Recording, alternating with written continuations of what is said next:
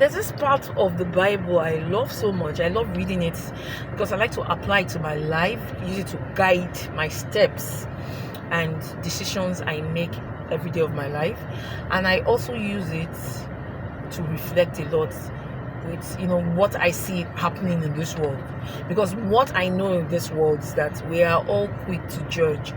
We judge people wrongly. So many times we point fingers at people because they did one wrong thing or the other, or you judge people even for their past mistakes. When you are not God, God forgives as long as you are sorry for your sins.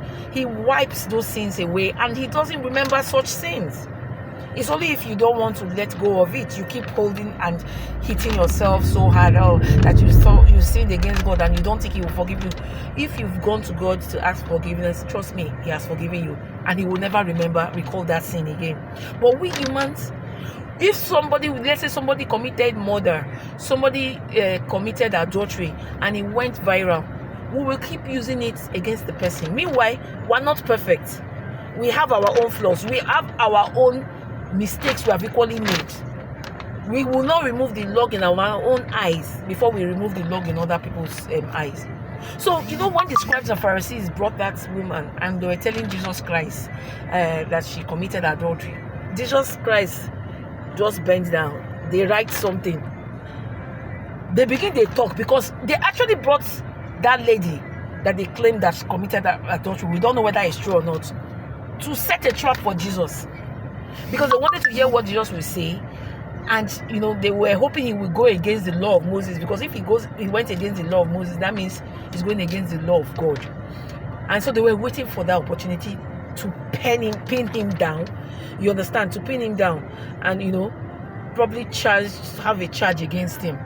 But Jesus Christ just bent down. They write something. Man, Jesus is radical. I swear. I like the way they learn from Master Jesus. He ignored them. He just they write for ground. When he now replied them, that is why when people come point fingers at us or accusing us, sometimes don't be too quick to respond to them.